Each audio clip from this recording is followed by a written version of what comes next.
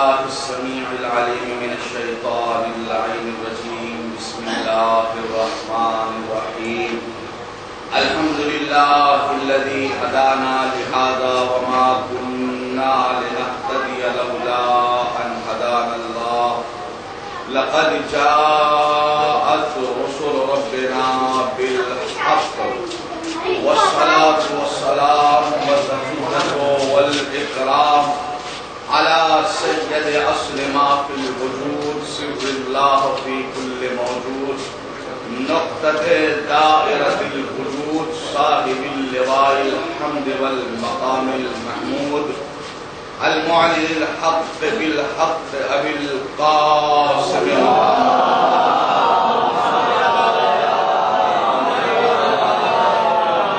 آله الطيبين الطاهرين المعصومين المظلومين المنتخبين المنتجبين الذي أذهب الله عنهم الرجس وطهرهم تطهيرا.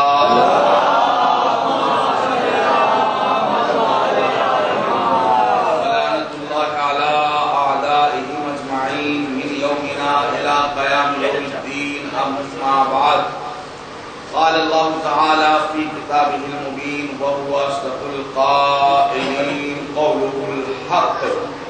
بسم الله الرحمن الرحيم. النبي أولى بالمؤمنين من أنفسهم وأزواجه أمهاتهم. صدق الله العلي العظيم. صلوات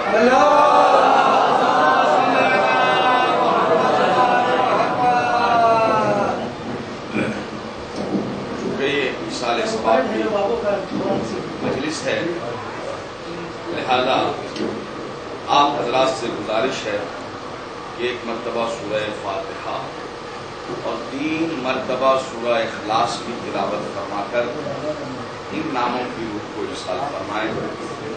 حاجی جناب سید تونگر حسین ابن محمد یونس صاحب اور سیدہ اختر النساء کربلائی بنت سید علمدار حسین صاحب کی روح کو ارسال فرمائیں. ماشاءاللہ یقیناً بہت ہی بیدار مجمع ہمارے سامنے ہے اور خصوصاً اہل ہنگور میں تشریف لائے ہوئے ہیں جو کافی دنوں سے ہمیں جانتے ہیں، لیکن یہ اس محلے میں اس بستی میں جمہوریہ سالات میں پہلی مرتبہ خطابت کا شرف حاصل کر رہا ہوں.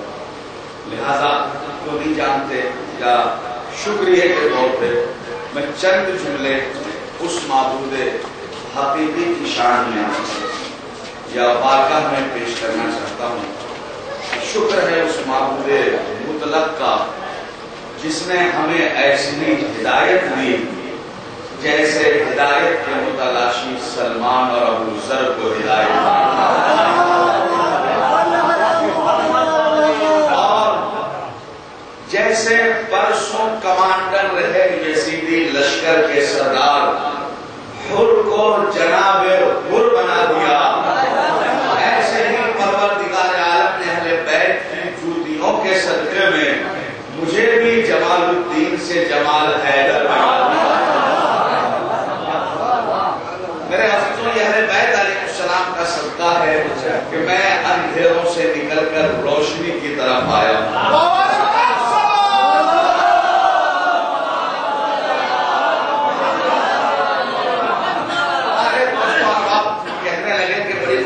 بات ہے کہ آپ دامن اہل بیت سے وابستہ ہوئے، مسلک اہل بیت کو اپنایا، لیکن اگر آپ جمال الدین ہی رہتے تو ٹھیک تھا.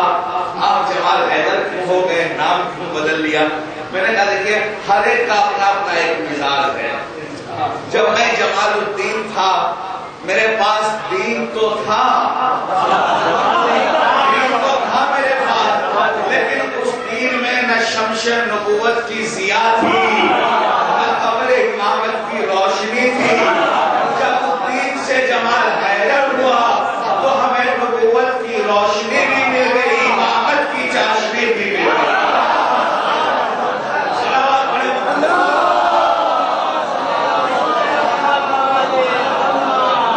اور ایک وجہ سن لے، چونکہ سرٹیفکیٹ میں میرا نام اب بھی وہی ہے جو دارالعلوم دیوبند کی سند ہے. میرے بعد آپ یہ نہ کہ آپ اس نام سے سے جانے جاتے ہیں آپ کا نام تو یہ ہے، میں اس لیے بس بتا دینا چاہتا ہوں۔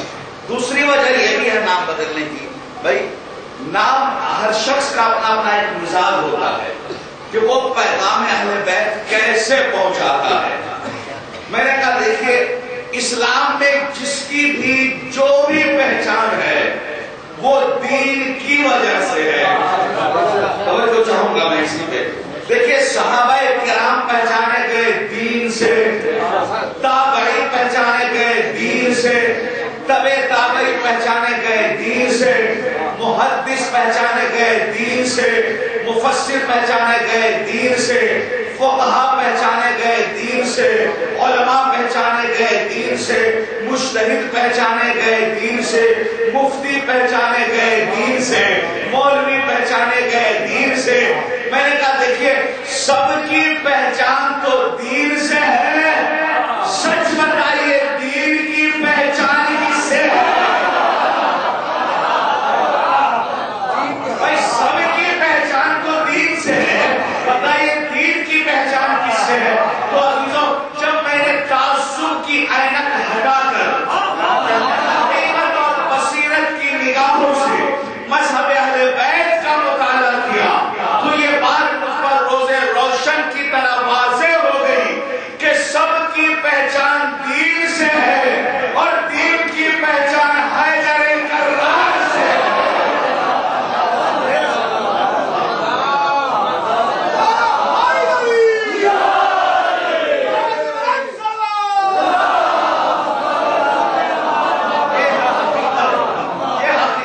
سب کی پہچان دین سے اور دین کی پہچان ہے حیدر کرار۔ سب یہ بھی حقیقت ہے کہ نام بدلنے کی ضرورت نہیں ہے، ایمان بدلنے کی ضرورت ہے۔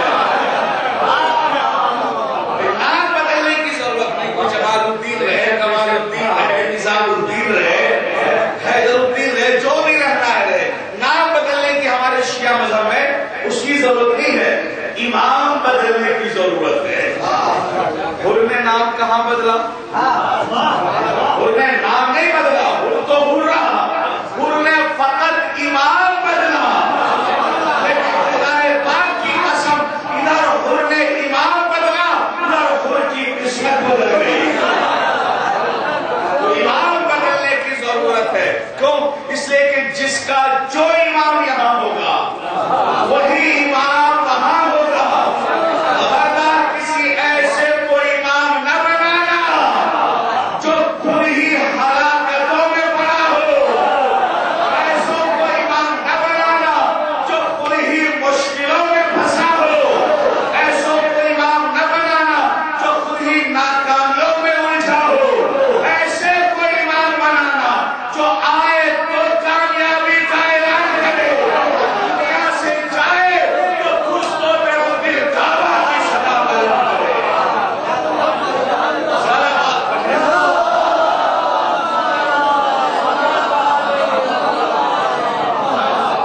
بہرحال یہ چند جملے میں نے معبود کی بارگاہ میں شکریہ کے طور پر ادا کیا کہ یہ اہل بیت کی چوٹیوں کا صدقہ ہے کہ میں اس روشنی میں آیا ہوں، انفیروں سے نہیں ہے۔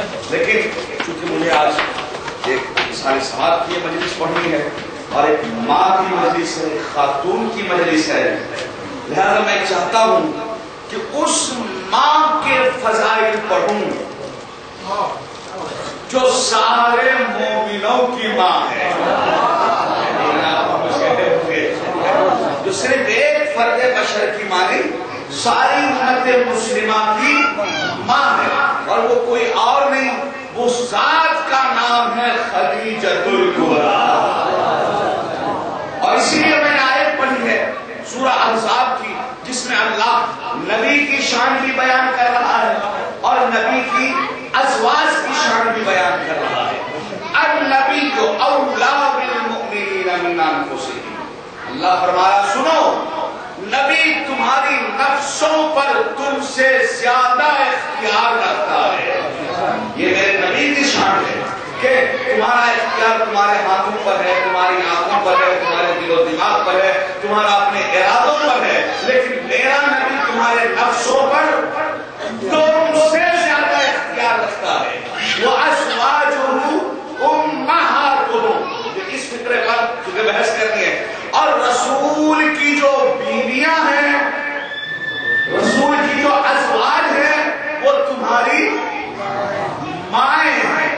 ایسے انصاف کے ساتھ بتائیے جس مرد کی بیوی میری ماں ہوگی اس بیوی کا شوہر میرا باپ ہوگا یا نہیں ہوگا؟ بہت جلدی اتر دینا چاہتا ہوں، وقت کم ہے، بہت لمبی مجلس پڑھنے کا بھی یاد نہیں ہوگا، لیکن قرآن پڑھیے آپ پھر سورہ احزاب میں آگے چل کر کے 10-15 آیتوں کے بعد اللہ نے عجیب بات کہی، کیا ما کان محمد ابا احد من رجالکم ولکن رسول اللہ، خبردار محمد تم مردوں میں سے کسی کے باپ نہیں، بس اللہ کا رسول ہے اور آخری نبی ہے۔ تو بتائیے ایک طرف تو نبی کی بیویوں کو ہماری ماں کہا، دوسری طرف رسول کو باپ کہنے پر پابندی لگا دی۔ تو ابھی تو اس کا مطلب یہ ہے، توجہ سے سنیے گا، کہ یہ جو آیت آئی ہے نبی کی بیوی تمہاری ماں ہے، یہ بیویوں کے احترام میں نہیں آئی، احترام نبوت میں آئی ہے۔ کس میں آئی ہے؟ احترام نبوت میں آئی ہے۔ کیوں؟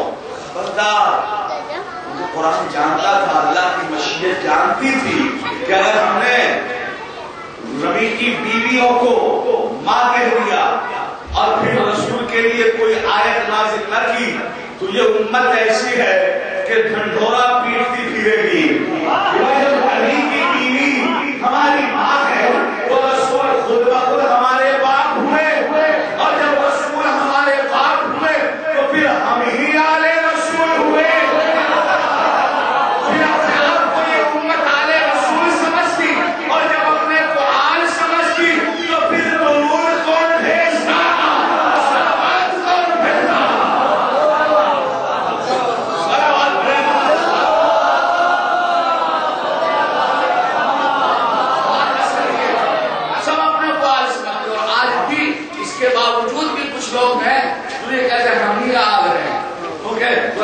کوئی اولاد تھی نہیں، لیکن عزیزوں پھر دیکھیے یہاں منع کیا، خبردار باپ نہ کرنا، اور پھر معاہدے میں حسنین کو لے جا کر کے بتا دیا یہ ہمارے بیٹے ہیں، یہ ہمارے بیٹے تو ہم اس کے باپ ہیں، تو جس کے باپ ہے رسول وہ ہے آلے رسول، اور اسی پہ دودھ بھیجنا بازی، اسی پہ سوال پڑھنا بازی ہے۔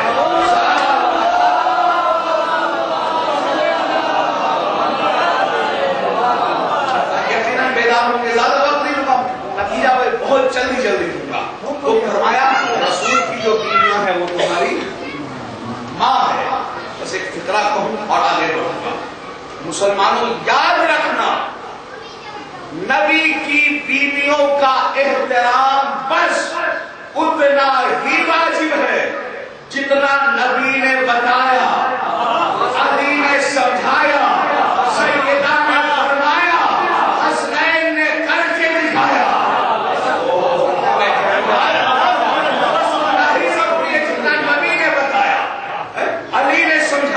اور حسنین نے کر کے دکھایا، لیکن خبردار جس بیوی کا جو بھی احترام ہو، جو بھی فضیلت ہو، خبردار نبی کی کسی بیوی کا مقابلہ خدیجہ سے کرنے کی کوشش نہ کرنا، خدیجہ سے کرنے کی کوشش نہ کرنا۔ کیوں؟ اس لیے کہ تم جیسوں کی ماں ہونا اور ہے، فاطمہ کی ماں ہونا اور ہے۔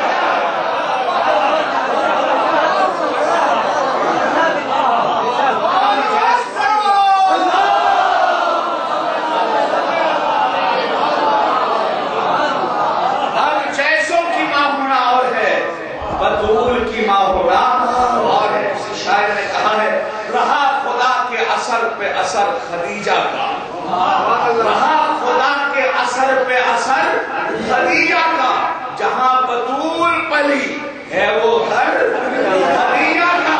اور زمانہ آج تم اسلام کہہ رہے ہو جسے، زمانہ آج تم اسلام کہہ رہے ہو جسے، وہ در بدل تھا نہ ہوتا جو در خدیجہ کا۔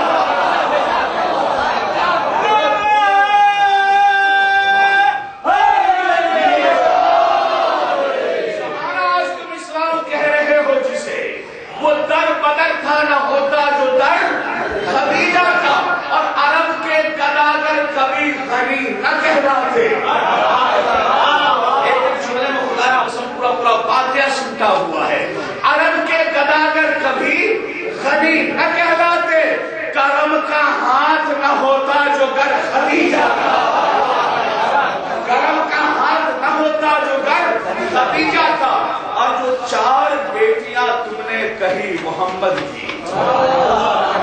یہی سے میں آگے بڑھوں گا. تو 4 بیٹیاں تم نے کہی محمد کی، حقیقتاً میں رہتا ہے تمہیں ڈر خدیجہ. حقیقتاً میں رہتا ہے تمہیں ڈر خدیجہ. جس گھر میں رہی اس گھر کے ہیں افراد بھی معصوم. افراد بھی معصوم تو اجساد بھی معصوم. افراد بھی معصوم تو اجساد بھی معصوم. ماں قبر بھی معصوم تو ماں بعد بھی معصوم. ماں قبر بھی معصوم تو ماں بعد بھی معصوم. اور دنیا میں اکیلی ہے خدیجہ. اولاد بھی معصوم تو داماد بھی معصوم. اکیلی ہے خدیجہ، اولاد بھی معصوم تو داماد بھی معصوم. قسمت بھی خدیجہ کی زمانے سے بھلی ہے. قسمت بھی خدیجہ کی زمانے سے بھلی ہے. بس ایک ہی داماد ہے اور وہ بھی علی ہے. بس ایک ہی داماد ہے اور وہ بھی علی ہے.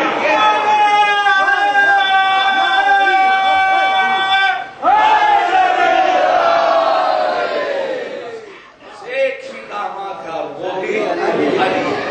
ہم جیسوں کی ماں ہونا اور ہے، فاطمہ کی ماں ہونا اور ہے. دیکھیے خدیجہ کی فضیلت مجھے آج پڑھنا اس لیے بھی ضروری ہے کہ یہ وہ خاتون ہے جس پہ غیروں نے بھی ظلم اٹھائے اور اپنوں نے بھی ظلم اٹھائے. غیروں نے جو اٹھائے وہ تو آپ کو معلوم ہی ہے. اپنوں نے کیسے اٹھائے؟ چونکہ شیعوں کو بھی بہت کچھ اس بیوی کے بارے میں معلوم نہیں ہے.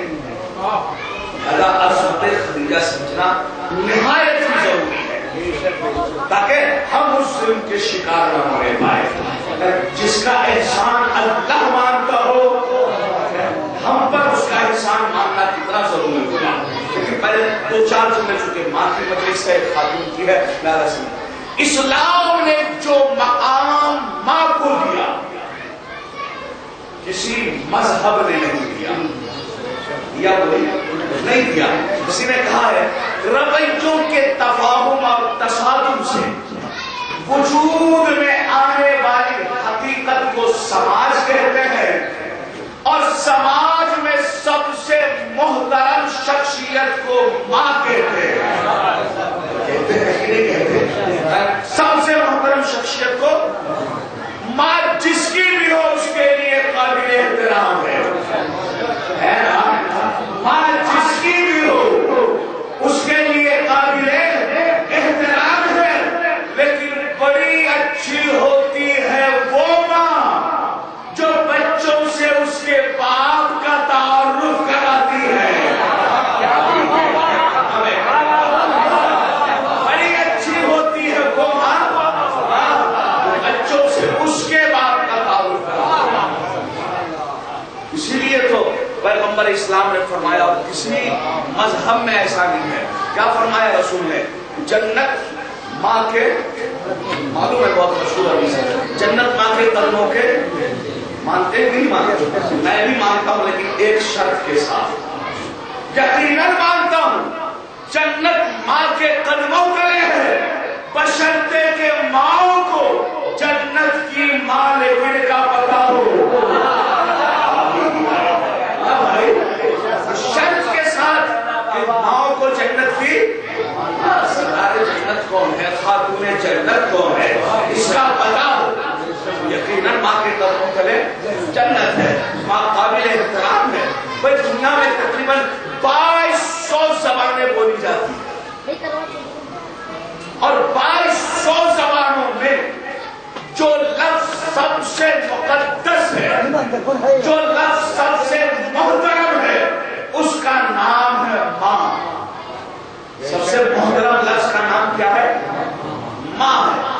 اور دیکھیے جو لفظ ماں ہے نا، خدا کی قسم اس میں ایسی ممتا چھپی ہوئی ہے، ایسی ممتا چھپی ہوئی ہے کہ آپ کسی بھی زبان میں ماں کا استعمال کریں، اس کا متبادل لفظ تلاش کریں اس سے یہ لفظ میم ہٹتی ہی نہیں، کیونکہ میم محبت کی پہچان بھی ہے، مودت کی علامت بھی ہے۔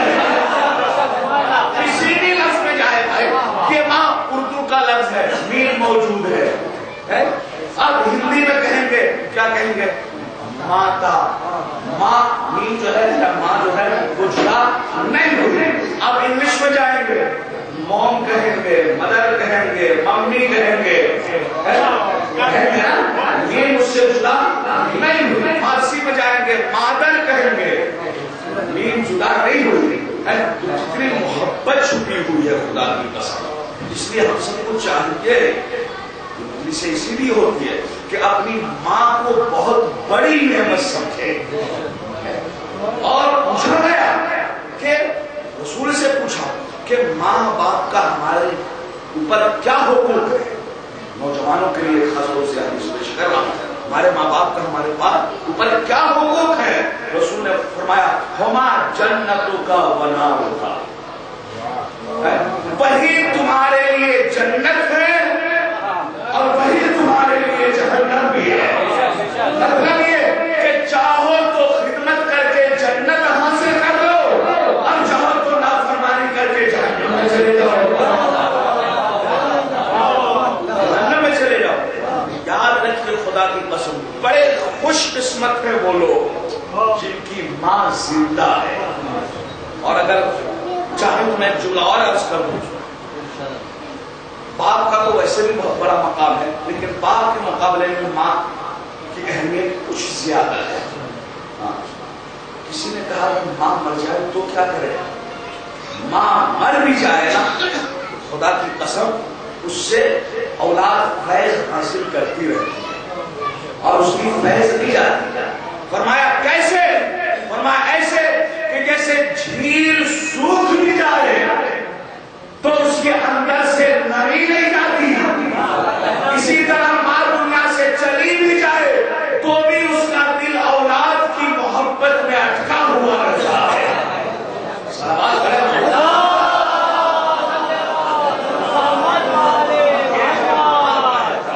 اس لیے اپنی بیوی کا انتخاب ایسی عورت سے کرے جو آپ کے بچے کی اچھی ماں بن سکے۔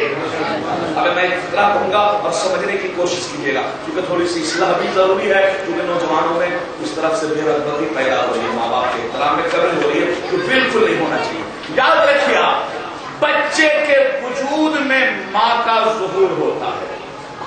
آج کے لیے پیغام پہنچا سکیں، بچے کے وجود میں ماں، یعنی ماں کے کردار کا ظہور، کریکٹر کا ظہور، سیرت کا ظہور، ٹھیک ہے نا، اس کے فضائل کا ظہور، بچے کے وجود میں ماں کا ظہور ہوتا ہے۔ کیا مطلب؟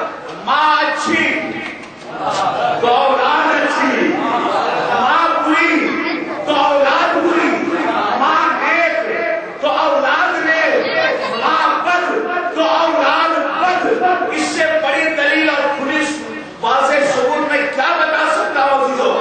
ماں محسونہ ہو بیٹا یزید ہوتا ہے، ماں فاطمہ ہو بیٹا حسین ہوتا ہے۔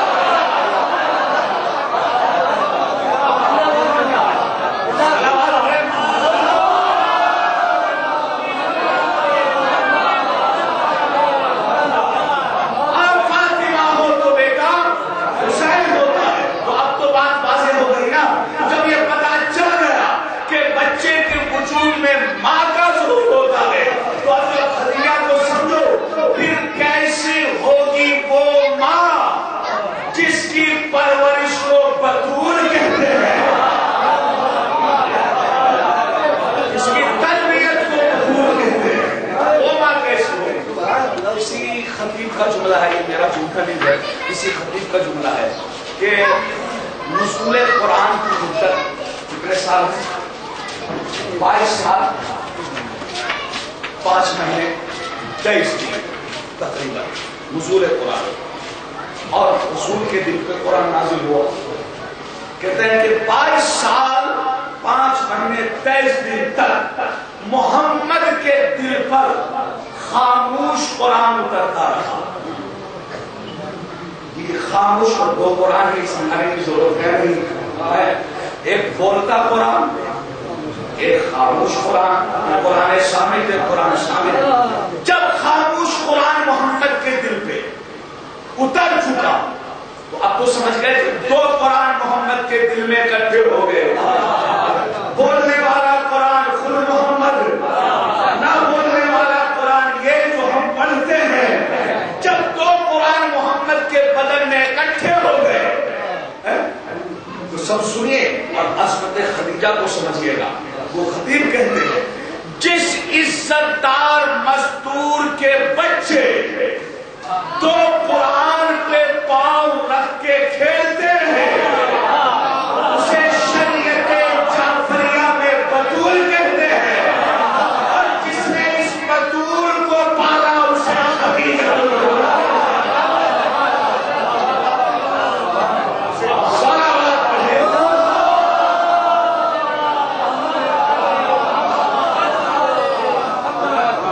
جس نے اس بطول کو پالا اسے خدیجہ کہتے ہیں. یہ ہے عصمت خدیجہ، یہ ہے خدیجہ کی فضیلت. لیکن اس کے باوجود دنیا نے اس خاتون سے منہ موڑا.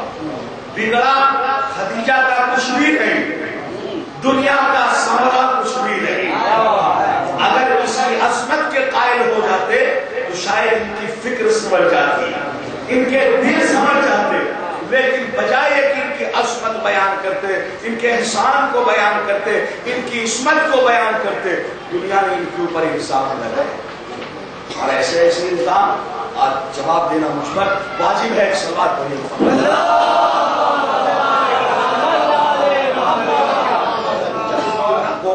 اچھی طرح سمجھ سکتے.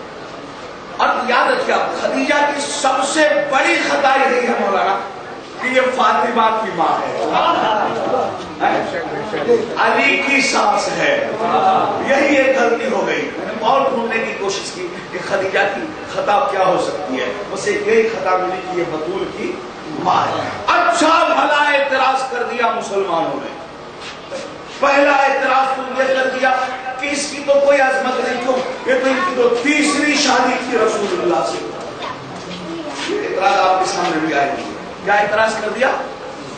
تیسری شادی تھی. اور اس معاملے میں غیر تو بہکے اپنے بھی بہک گئے.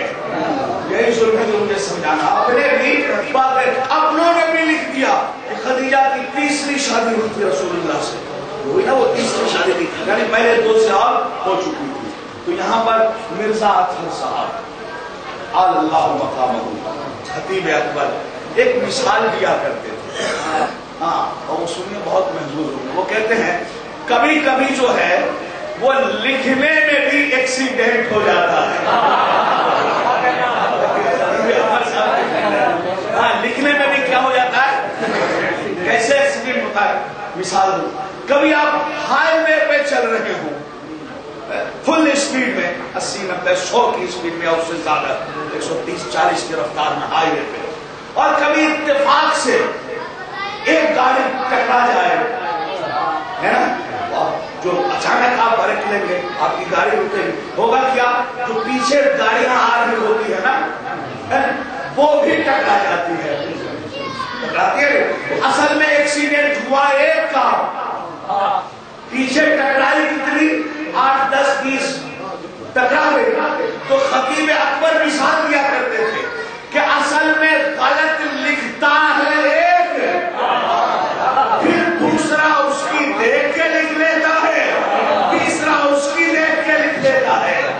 یہ ہے تاریخی ایکسیڈنٹ جو واقعاً ہوا ہے. غیروں نے بھی لکھ دیا اور اپنوں نے بھی لکھ دیا کہ تیسری شادی ہوئی تھی.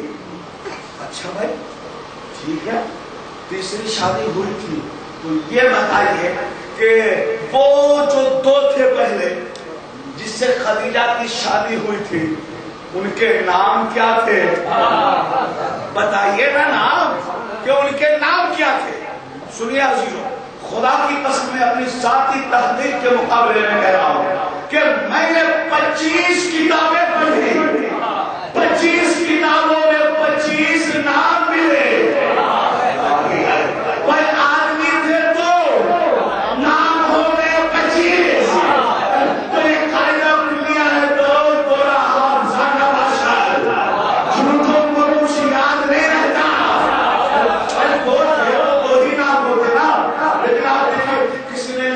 ابو حالہ، کسی نے لکھ دیا عتیق، کسی نے لکھا زرارہ، کسی نے لکھا عتیق ابن ابو حالہ، کسی نے لکھا ابو حالہ ابن عتیق۔ یہ گڑبڑی کیوں؟ یہ نام الگ الگ کیوں؟ دو ہی ہوتے، یہ بچے اسلام کیسے ہوتے؟ تو آپ کو سمجھ لیں جب لوگ جھوٹ بولتے ہیں تو یہ پتہ ہی نہیں تھا پہلے ہم نے کیا کہا، بعد میں کیا کہا، اب کیا کہہ رہے ہیں۔ اچھا دوسرا اعتراض کیا؟ کہ خدیجہ کے پاس دولت کہاں سے آئی؟ لوگ کہتے ہیں خدیجہ کے پاس دولت کہاں سے آئی؟ تو کہنے والوں نے، اعتراض کرنے والوں نے کر دیا کہ وہ جو دو آدمی تھے پہلے والے شوہر، وہ دونوں بڑے رئیس تھے، کہتے ہیں ہاں بڑے شیخ تھے، ایک کا انتقال ہو گیا، اس کی دولت آ گئی خدیجہ کا پاس، پھر دوسرے سے شادی کی، وہ بھی مالدار تھے، پھر اس کا انتقال ہو گیا، اس کی دولت بھی آ گئی خدیجہ کے پاس، خدیجہ نے وارثوں کو دیا نہیں۔ ارے خدا کی قسم پر جا کر پڑھے کیسے کیسے سبھی کی شان لکھی ہے۔ آپ تو اتنا نہیں پڑھتے تو آپ کو غصہ نہیں آتا، جو پڑھتے ہیں انہیں غصہ آتا ہے۔ کبھی کبھی ایسا نہیں چاہتا ہے کہ کتاب کو دیوار پہ دے مارو، کبھی کبھی ایسا نہیں چاہتا کہ کچھ کھا کے نہ جاؤ۔ جس بیوی کا اسلام پر احسان ہو اس کی شان میں گستاخی، ان کی عظمتوں پر اعتراض، وہ پہلا مر گیا اس کی دولت آ گئی، دوسرا مر گیا اس کی بھی دولت آ گئی، خدیجہ نے وارثوں کو دیا نہیں، اس طرح خدیجہ پہ مال ایک اکھا ہو گیا۔ ہائے افسوس، اعتراض کرنے والوں ذرا سوچ تو لیتے، ذرا فکر تو کر لیتے کہ یہ اعتراض جو تم خدیجہ پہ کر رہے ہو، یہ اعتراض خدیجہ پہ نہیں ہوگا، اس اعتراض کی صد قرآن پہ پڑے گی، اس اعتراض کی صد اللہ پہ جائے گی، خدیجہ پہ نہیں جائے گی۔ خدیجہ پہ جاتی تو ہم خاموش ہو جاتے، لیکن اس کی صد کہاں پڑتی ہے؟ رسول اللہ پہ، اللہ پہ اور اللہ کے کلام پہ اس کی صد پڑتی ہے۔ یہ اعتراض کلام پر ہوتا ہے۔ اچھا انصاف کے ساتھ بتائیے، اگر یہ دو آدمی مالدار ہوتے یا ان کی دولت خدیجہ پہ آتی تو کتابوں میں ان کا نام کیوں نہیں ہے کہ یہ بھی عرب کے بڑے تاجر تھے؟ جواب دے رہا ہوں، کتابوں میں تو نہیں ہے ان کا نام، پہلے سے جواب دے رہے ہو، کتابوں میں کا نام تو نہیں، یہ بھی عرب کے بڑے شیخ تھے، بڑے رئیس تھے، بڑے مالدار تھے، کتابوں میں تو نہیں۔ اس لیے بھائی مال میرا مجھ سے آپ کو پہنچ گیا، آپ کا نام ہر جگہ موجود ہے، میرا نام کہیں موجود نہیں۔ تو پہلی غلطی یہ کی اعتراض کرنے والوں نے، لکھنے والوں نے، کہ جن دو کے نام بتائے ان کے نہ اصل کا پتہ بتایا، نہ نسل کا پتہ بتایا، نہ اس کے قبیلے کا پتہ بتایا، نہ اس کے رشتہ داری کا پتہ بتایا، خالی لکھ دیا کہ اس کی دولت تھی، اس کے بعد سے خدیجہ کو آ گئے، نام کا پتہ نہ اصل کا پتہ نہ، انصاف کے ساتھ بتائیے، جو جواب دینے جا رہا ہوں۔ اگر یہ مال پہلے شوہروں کا ہوتا، اگر یہ مال پہلے شوہروں کا ہوتا، غلط طریقے سے حاصل کیا جاتا، وارثوں کو محروم کیا جاتا، تو خدا کی قسم کوئی اس مال کو اپنا کہتا تو کہتا، کبھی اللہ اس مال کو اپنا نہیں کہتا۔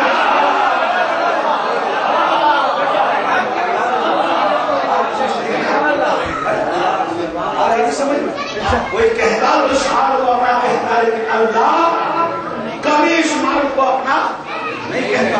میں آئے کہتا ہوں، آپ موجود ہوں گے، سورہ سبحان اللہ نے کیا کہا؟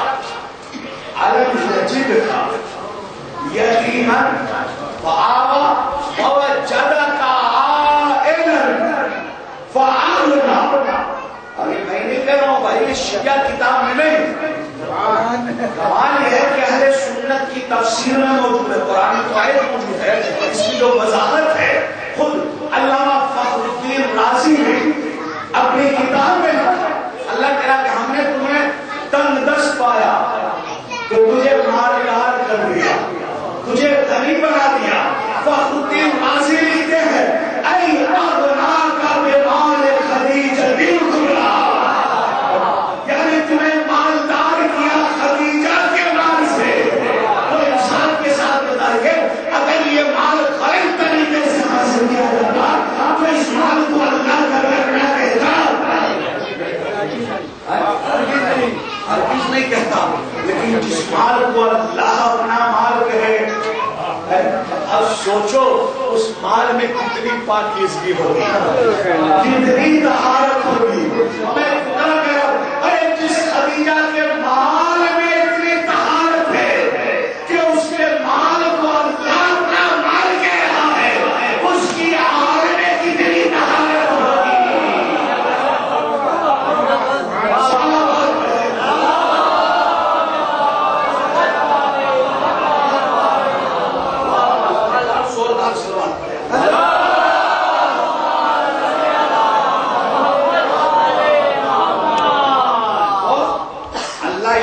کو کبھی اپنا نہیں کہتا اگر یہ غلط طریقے سے حاصل کیا جائے۔ علامہ فخر الدین رازی نے تو کمال کر دیا اس آیت کی تفسیر، لکھتے ہیں کہ ایک دن پیغمبر اسلام معلوم اس گھر میں داخل ہوئے، جیسے خدیجہ الکبریٰ کی نگاہ پڑی فوراً بے چین ہو گئے، آگے پڑھ کر پوچھتی ہے یا رسول اللہ خیر تو ہے؟ آپ کے چہرے پہ اداسی تو ہے، ایک دوسرے کا شخص کھڑا ہو، اداسی تو؟ رسول نے کہا خدیجہ کیا بتاؤں، مسلمان بھوکے مر رہے ہیں، مسلمانوں کے پاس دولت نہیں ہے، کاروبار نہیں ہے، بھوک سے پریشان ہے۔ اتنا سننا تھا خدیجہ بھاگی ہوئی، جبکہ 400 سے زیادہ تو نوکرانیاں تھیں، کنیزیں تھیں، کسی کو آواز نہیں دی، خود گئی گھر سے سونے چاندی ہیرے جواہرات لا لا پیغمبر کے قلبوں میں ڈالنے لگی۔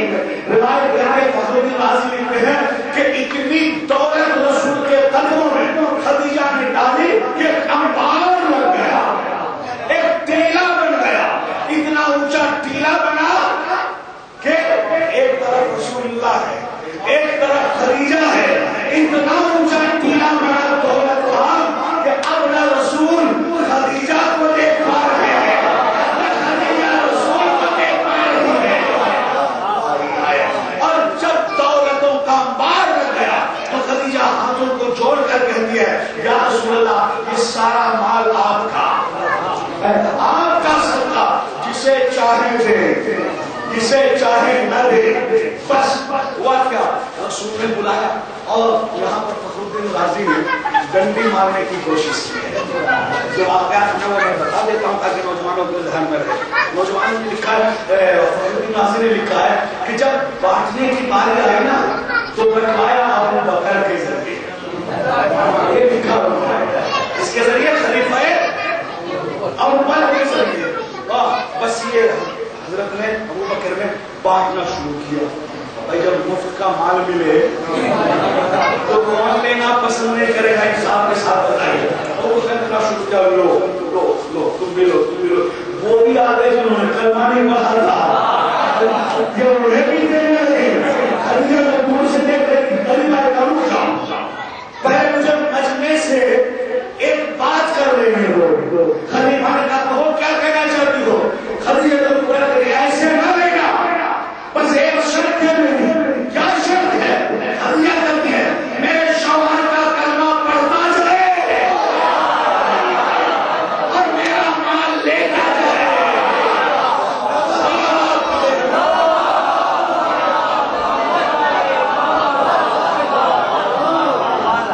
یہ ہے خدیجہ کلمہ پڑھتا جائے اور دولت لیتا جائے۔ بس اب انہوں نے دینا شروع کر دیا دونوں ہاتھوں سے۔ تم نے تو لکھا کہ ابو بکر نے بانٹا، اور شاید تمہارا یہ مقصد ہو کہ کچھ فضیلت کی گردی میں جائے گی، لیکن بھائی ہم تو حق پسند لوگ ہیں، حق کو بھولنا جانتے ہیں۔ اچھا ہوا اگر یہی بات ہے تو ہم بھی تسلیم کر لیتے ہیں، چلو تمہاری بات ہے۔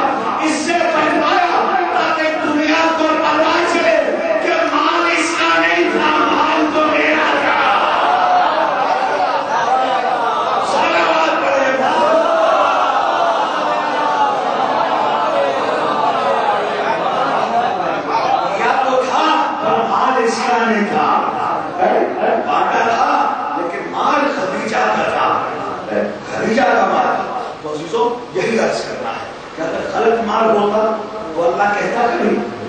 اچھا چلیے اللہ کو بھی رہنے دیجیے. انصاف کے ساتھ بتائیے اگر کسی کا مال غلط ہو تو کیا اللہ کا نبی اس میں تجارت کر سکتا ہے؟ ہرگز نہیں کر سکتا. حالانکہ رسول کے خاندان میں اور بھی بڑے بڑے تاجر تھے. ابو لہب بہت مالدار تھا لیکن رسول نے ان کے یہاں تجارت نہیں کی. تجارت کی تو خدیجہ کے یہاں کی اور خدیجہ نے ابو طالب کو بلایا. ایسے نہیں. جب سنا کہ ایک نوجوان ہے جو ہمارے ہی قبیلے سے ہے جسے دنیا صادق بھی کہتی ہے امین بھی کہتی ہے ابو طالب کو بلا کر اس کی وجہ ہے کہ جسے بھی سپروائزر بنا کر بھیجتی تھی خدیجہ کا مال وہی قسم کر لیتا تھا. خدیجہ کو چاہیے تھا ایک امین, ایک امانتدار, ایک محنتی, ایک ایماندار سپروائزر کی, ایماندار کام کرنے والے کو. خود تو کہہ نہیں سکتی کہ ابو طالب کو بلایا اور کہا کہ میں نے سنا ہے کہ آپ کو تجارت کی ضرورت ہے اور آپ کا بھتیجا جو ہے سابق اور امین ہے. یہ عرب کے گنڈے جو ہیں کچھ ہمارا مال بھی لوٹ لیتے ہیں اور جسے بھی بھیجتی ہوں وہ بھی کچھ ہڑپ لیتے ہیں. میں چاہتی ہوں کہ آپ کا بھتیجا اس بار ہمارا مال لے کر تجارت پر جائے, مصر جائے.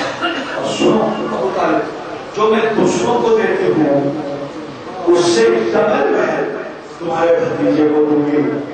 اللہ. ابو طالب نے کہا ہمیں ڈبل مزدوری کی ضرورت نہیں ہے, بس ہمیں تو اپنے حق کو ملنا چاہیے, اس سے زیادہ نہیں. اب سننا چاہیے. ابو طالب نے رسول سے کہا, رسول اللہ تیار ہو گئے. ابو طالب کی حکمت دیکھیے. وہ گنڈے, وہ عرب کے ڈاکو جو مال لوٹ لیتے تھے تاجروں سے, ابو طالب نے گنڈوں کو بلایا, ان ڈاکوؤں کو بلایا اور کہا بھائی یہ جو تم لوٹ پاٹ مچاتے ہو اور حرام مال کھاتے ہو اس کا فائدہ کیا ہے؟ ایسا کرو تم میرے مال کی حفاظت کرنا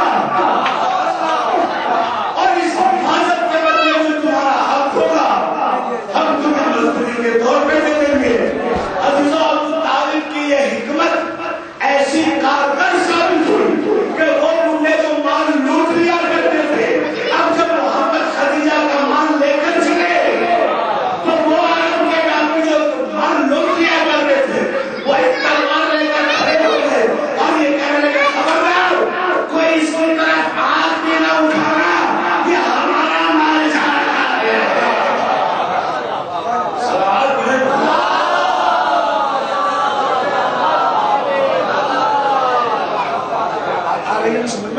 ہمارا مال جا رہا ہے. چلے واقعہ سنیں جس کی طرف کم روشنی ڈالی جاتی ہے. پیغمبر اسلام اس وقت تک آپ نے اللہ کی نبوت بھی نہیں کیا تھا, یہ بھی ذہن میں رکھے گا. آپ کا مال لے کر, آپ کی تجارت کا سامان لے کر کے چلے.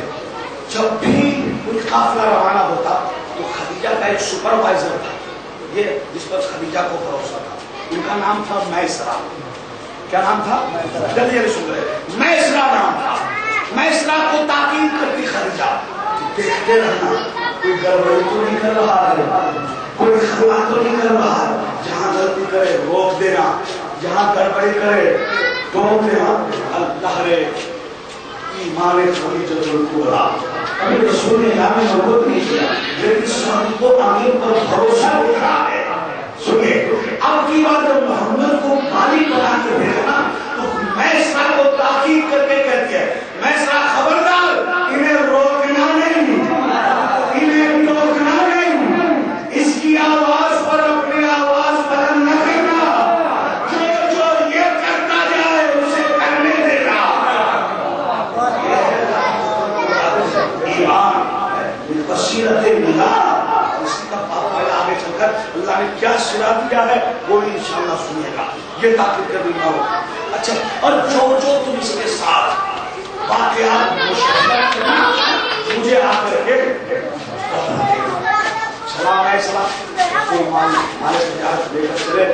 بہت سارے واقعات میسرہ میں راستے میں یہاں تک کہ منڈی میں پہنچ گئے منڈی میں پہنچ گئے مال بکنے لگا جب جب سنیے سب کا مال بکنے لگا تو ابو جہل کا بکنے لگا ابو لہب کا بکنے لگا اندر روایت میں یہ لکھا ہے کہ رسول کا مال بکنے میں تاخیر تو ابو جہل نے طنز مارا میسرا پر کہ اب کے تو خدیجہ کو نامی یاد آ رہی ہے محمد کو بنا کر کے بھیجا ہے اور اس کا بات پوری بھرا کر رہا ہے تو طنز ہوا رسول نے کہا میسرا سے خبردار گھبرانا نہیں بھروسہ ایمان رکھنا عزیزوں روایت نے سب مال بیچ کے چلے گئے رسول نے کم قیمت پر مال بیچا لیکن سنو خود روایت میں فکر موجود ہے جتنا فائدہ ہر مرتبہ ہوتا تھا اس سے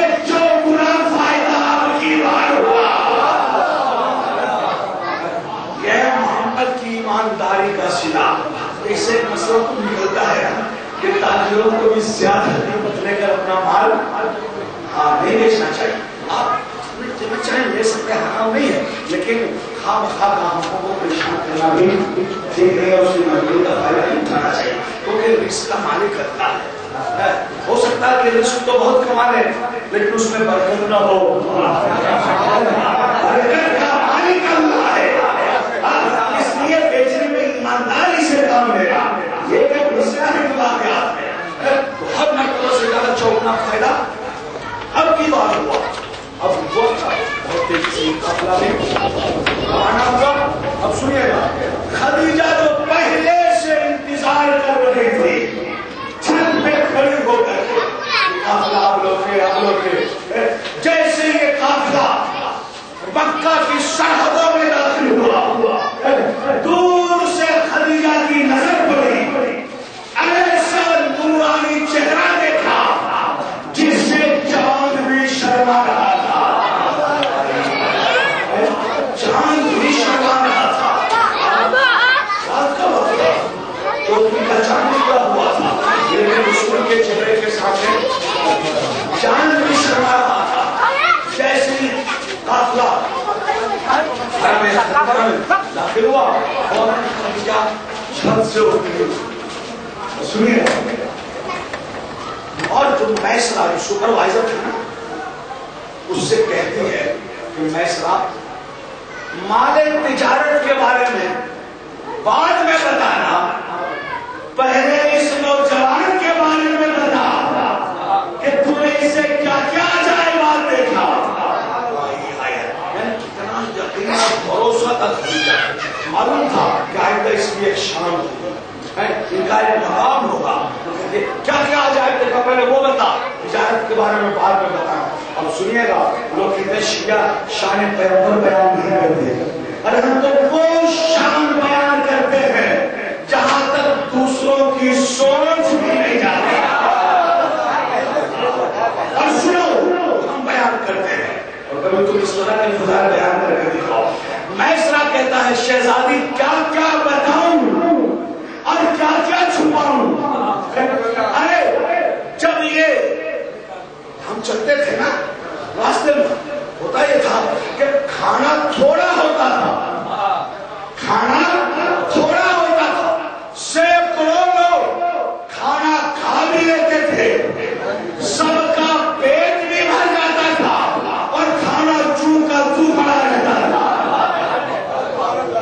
میں تو پہلا معجزہ اس کے ساتھ سے یہ دیکھا کسی سفر میں ایسا نہیں ہوا اس سفر میں ہوا جب یہ ہمارے ساتھ دسترخوان ہو گئے تھوڑے سے کھانے میں سینکڑوں نے پیٹ کر دیا اور کھانا ویسا کا ویسا ہی رہا اور سنو شہزادی میں کیا بتاؤں جب یہ ریت پہ چلتا تھا تو قدموں کے نشان نہیں ہوتے تھے لیکن جب سخت زمین پہ چلتا تھا تو قدموں کے نشان بن جاتے تھے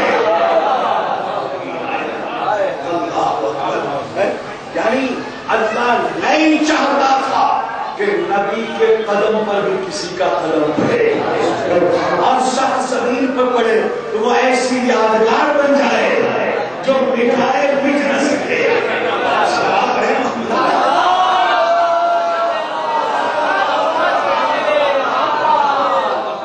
اور شہزادی میں کیا بتاؤں جب یہ جس طرح کے کے سلام کرتے تھے.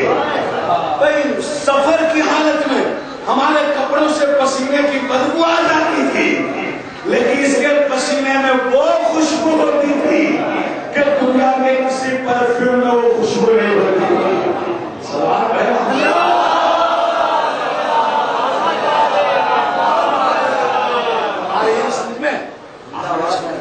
کہتا ہے میں شہزادی اور بتاؤں, جب یہ چلتا تھا تو تیز دھوپ میں بادل ان کے سر پہ سایہ کرتا تھا.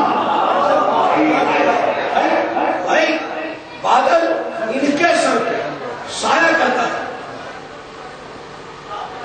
کہتی ہے کہ ہم نے تو یہ سوچا کہ شاید بادل ہماری وجہ سے سایہ پکڑ ہے, آج بادل ہم پر مہربان ہے, اس لیے آج ہم پہ سایہ پکڑنے, جب دور تک سایہ نظر نہیں آتا تھا اور ہمارے اوپر بھی سایہ. میں اتنا کہہ رہا ہوں ایک مرتبہ ہم نے آزمانے کے لیے کہ ہم پر سایہ پکڑ ہے یا محمد پر, کہتے کہ ہم نے محمد کو ادھر کر دیا, خود ہی ایک طرف ہو گئے. میں اس نے کہہ رہا بادل کا ٹکڑا نبی کی طرف ہی چل رہا, محمد کی طرف چل رہا. نہیں سمجھے بھائی, بادل بے شعور ہے مگر اتنا شعور تو رکھتا ہے, یہ جانتا ہے کہ امتی کون ہے, نبی کون ہے.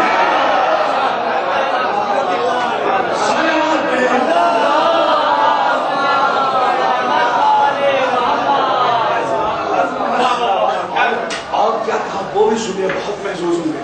میں اس طرح کہہ رہا شہزادی, جب یہ مجمع میں کھڑا ہوتا تھا تو ان کا قد سب سے اونچا دکھتا تھا, سب سے اونچا, چاہے جتنا لمبا آدمی آ جائے ان کا قد سب سے بلند ہوتا تھا.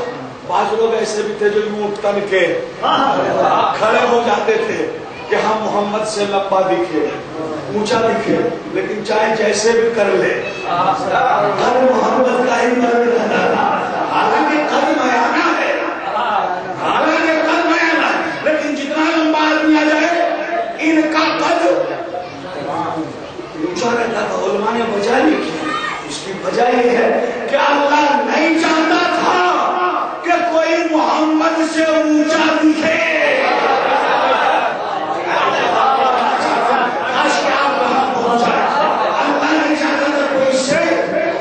اونچا دکھے, اس لیے کہ جو اونچا دکھے, دکھنے کی کوشش کرے, اس کے اعمال ضبط ہو جائیں گے, اس کے اعمال خراب ہو جائیں گے. ہاں, جو اونچا دکھنے کی کوشش کرے, نبی سے بلند ہونے کی کوشش کرے, اس کے اعمال خراب. اور صرف یہی نہیں کہ اونچا دکھنے کی کوشش کرے, اس کے اعمال خراب.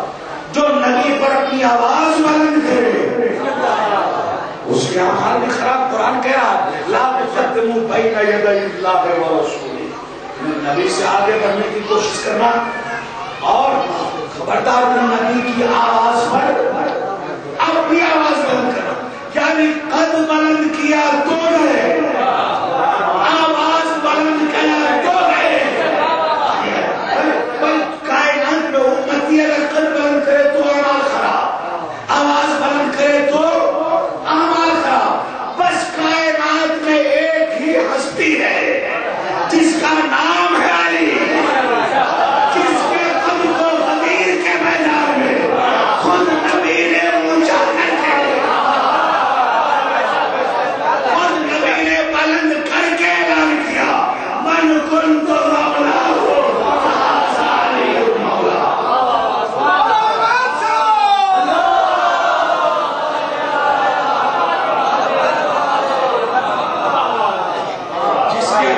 کو نبی بلند کر دے, سمجھ لو ان کا مقام کیا ہوگا, اس علی کی عظمت کیا ہوگی, اس کی شان کیا ہوگی. وہ کہتے ہیں چلتا تھا تو بادل سر پہ چھایا, اور یہ بادل کو نہ بھولے گا خدا کی قسم. ہاں, نبی کے سر پہ چھایا کرتا تھا نا. اب جب وقت کا امام آئے گا تو شیعہ پوچھیں گے کہ پہچانے کیسے, تو جواب ملے گا جس کے سر پہ بادل سایہ فلن ہو, بادل سایہ فلن ہو, اور بادل سے ایک ہاتھ نکلے گا اور آواز آئے گی ہاذا امامکم، یہ تمہارا امام ہے. نہیں سمجھ رہے بادل ہی آ جاتا کافی تھا. یہ ہاتھ اٹھنے کی کیا ضرورت ہے؟ یہ آواز آنے کی کیا ضرورت ہے؟ آواز آئی کہ سنو اگر حجت کو نہیں سنبھالنا ہو تو بادل سر پہ بھی ہوتا ہے، بادل ہاتھ پہ بھی ہوتا ہے. اور کیوں میں کہوں عزیزوں، ساری دنیا کی فضیلت یہ ہے کہ وہ اپنا رشتہ امام سے جوڑے. ساری دنیا کی فضیلت یہ ہے کہ وہ اپنا رشتہ امام سے جوڑے. لیکن اگر امام کو فضیلت حاصل کرنا ہو تو وہ کس سے رشتہ جوڑے گا؟ وہ رشتہ جوڑے گا خدیجہ سے. اگر میں آج شاید بیوی بھی ناراض ہو جائے گی کہ میرے بیٹے کا ذکر نہیں کیا. دعائیں دعا پڑھتے ہیں، زیارت بارش پڑھتے ہیں تو دعائیں دعا میں پڑھتے پڑھتے کہتے ہیں السلام علیکہ اے نبن نبی المصطفیٰ. دعائیں دعا میں ہے کہاں ہے نبی مصطفیٰ کا بیٹا؟ اے نبن علی المرتضیٰ، کہاں ہے علی مرتضیٰ کا بیٹا؟ اے نبن فاطمہ الزہرا، کہاں ہے فاطمہ زہرا کا بیٹا؟ پھر کیا کہتے ہیں اے نبن خدیجہ الغراء، کہاں ہے خدیجہ کا بیٹا جو عاقلہ بھی ہے طاہرہ بھی ہے؟ دیکھ رہے آپ یہاں بھی خدیجہ کا ذکر کیا. کہاں ہے خدیجہ کا بیٹا؟ تو میں فکرہ کہوں اے جس سے منسوب ہو کر دنیا فخر کرے اسے امام کہتے ہیں، اور امام جس پر فخر کرے اسے خدیجہ الکبریٰ کہتے ہیں.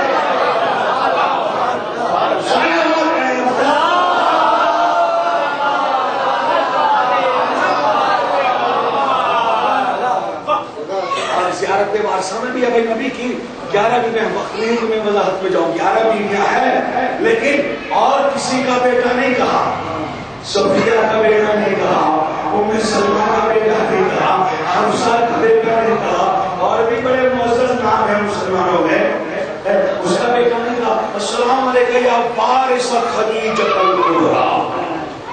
مانا صاحب کی جیسے کیا زیارت وارثہ آج پڑھیں گے بات ہے. کہاں ہے خدیجہ الکبریٰ کا وارث؟ تو بھئی آخری امام کو بھی خدیجہ کا بیٹا کہا. وہ آخری امام کی شان ہے، وہ آخری کو بھی خدیجہ کا بیٹا کہا، اور حسین کو بھی خدیجہ کا بیٹا کہا. وہ ابتدا بھی ان کے بیٹے سے، انتہا بھی خدیجہ کے بیٹے پر. چلیے میں سب کچھ چھوڑ رہا ہوں. میں اس طرح کہتا کیا بتاؤں شہزادی، ایک مرتبہ ایک درخت کے نیچے بیٹھ گیا. درخت سوکھا تھا، اس کے پتے سوکھ چکے تھے. جیسے ہی آپ نے درخت سے ٹیک لگائی پتے فوراً سرسبز و شاداب ہو گئے.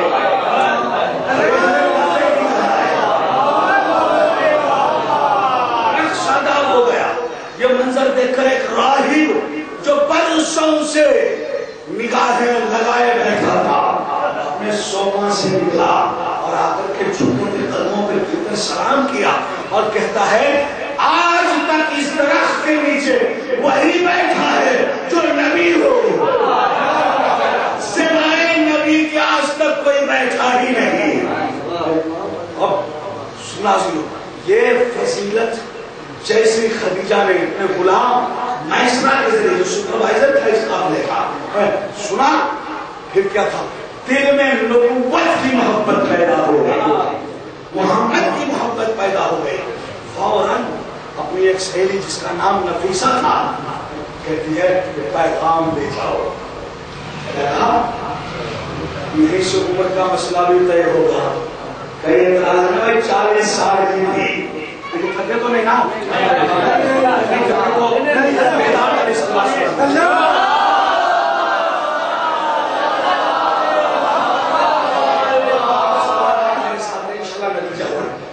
ادھر جاتا کہ وہ موضوع پر ہی پڑھتا ہوں، یہ عادت ہے. عمر کا مسئلہ بھی طے کرنا ہے. لوگ کہتے ہیں 40 سال کی تھی بدبختوں، 40 سال، جبکہ 4 روایتیں موجود ہیں عمر کے بارے میں. 4 قول ہیں. کیا 21 سال 26 سال 28 سال 30 سال خدیجہ کے بارے میں یہ 4 روایتیں ہیں، یاد رکھیے 21 سال 26 سال 28 سال اور 40 سال 40 سال جو آخری قول ہے۔ حقیقت یہ ہے کہ بیوی کی عمر 28 سال تھی، جسے علامہ مجلسی نے بہار الانوار میں اختیار کیا کہ 28 سال۔ اچھا رک جائیے، وہ جو ایک چہیتی بیوی ہے رسول اللہ کی، سمجھنا آپ کا کام، جس سے آدھا دین لے لیا اور اس کے اوپر کا بھی بڑا ڈنکا بجاتے ہیں، جبکہ اس کے بارے میں بھی بڑی کمسین تھی، بہت ہی چھوٹی تھی، اس کے بارے میں 4 قول موجود ہے۔ کیا 9 سال 18 سال 26 سال 30 سال، ان کے بارے میں بھی 4 قول موجود ہے۔ اب آپ سمجھے، خدیجہ کے بارے میں بھی 4 قول، ان کے بارے میں چہیتی کے بارے میں بھی 4 قول۔ بھائی ایسا کرو، ان کے لیے بھی آخری والا قول مان لو، ایسا مانا خدیجہ کے لیے، ان کے لیے بھی آخری والا قول مان لو، ان کی 40 مان لو، چہیتی کی 30 مان لو، مگر نہیں، ان کے لیے پہلا قول مانیں گے 9 سال والا، 9 سال کی تھی، بڑیوں سے کھیلتی تھی۔ جیسے اسلام پر کیسے کیسے رسول اللہ پہ اعتراضات ہوئے آپ سب جانتے ہیں، خدا کی قسم جھگڑا بھی نیٹ پہ پڑے گا، کیسے کیسے غیر مسلموں نے اعتراض لگایا۔ اور جب میں اندھیروں میں تھا تو میں بھی بڑے زور سے دلیل دیتا تھا، لیکن کتنی بوکس دلیل تھی، وہ سنیے آج کی علماء اہل سنت یہی دلیل دیتے، لیکن وہ بات صحیح ہے کہ خدیجہ کی عمر اگر کم لکھ دیں گے نا تو اس سے اعتراض پیدا ہوگا، خدیجہ کی عمر کم لکھیں گے تو اعتراض پیدا ہوگا۔ کیا اعتراض ہوگا؟ اعتراض ہے کہ غیر مسلم یہ کہیں گے شہوت پرستی کا الزام آ جائے گا، شہوت پرستی کا، کہ نبی کو جو کم عمر لڑکی سے شادی کرے، کوئی عیب ہے کہ کم عمر لڑکی سے شادی کرے؟ میرا رسول جوان ہے، 25 سال کی عمر ہے رسول اللہ کی، ویسے بھی اگر 8-10 سال کم ہو لڑکی تمہیں تو ہمارے سماج میں اور آج بھی کوئی عیب نہیں سمجھا جاتا، کوئی عیب ہے نہیں۔ اچھا اب یہ دلیل میں دیکھا تھا لیکن کتنی بوکس کی ہے، میں خود ہی کا کام کر رہا ہوں۔ اگر یہاں عیب ہے خدیجہ کے بارے میں، اگر یہاں عیب ہے تو چہیتی کے بارے میں فضیلت کیسے ہے؟ اگر یہاں عیب ہے تو وہاں فضیلت کیسے ہے؟ بس شہوت پرستی کا جو الزام وہاں آئے گا وہی الزام تو یہاں بھی آئے گا نا۔ بتائیے یہ کھلا تعصب ہے کہ اس کے بارے میں 40 آخری والا قول مان لیا اور اس کے لیے پہلا قول مان لیا، بڑی چھوٹی تھی، کم سی تھی۔ تو آئیے میں اس اتنا سے جو یاد رکھیے، جس کے پاس ذاتی فضائل نہیں ہوتے وہ عمر کا سہارا لیتے ہیں۔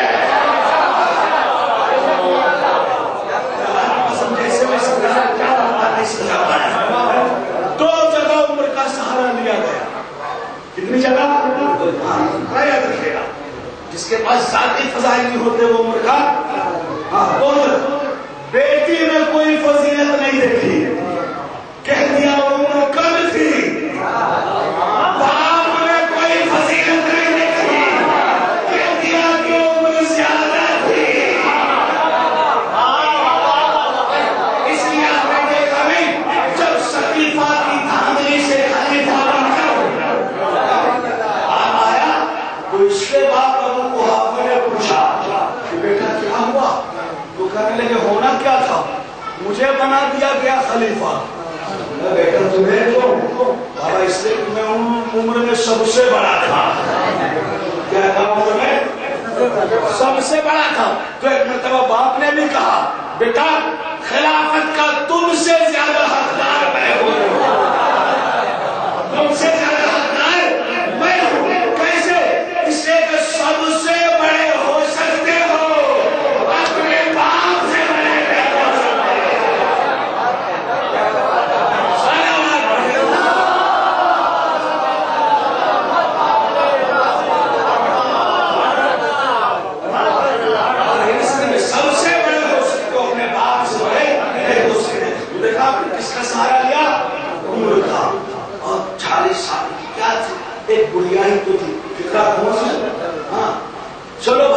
40 سال کی تھی، گڑیا ہی تھی، تیسری شادی ہوئی تھی.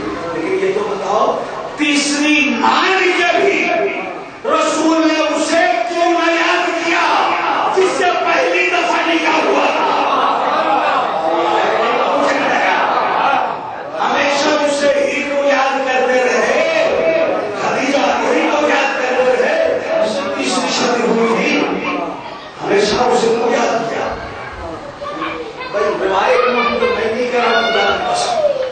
خود جناب عائشہ فرماتی ہے، بخاری میں موجود، محمد اسماعیل بخاری کی کتاب اصول الغابہ میں موجود، سوائق محرقہ میں موجود، علامہ ابن عبد البر کی کتاب استیعاب میں موجود ہے. وہ جناب عائشہ فرماتی ہیں، کیا فرماتی ہے؟ ما غرت علی امرأۃ الا خدیجہ الکبریٰ. مجھے کسی بیوی سے اتنا حسد نہیں ہوا جتنا خدیجہ سے ہوا. بیوی آپ کو کیوں حسد ہو رہا ہے؟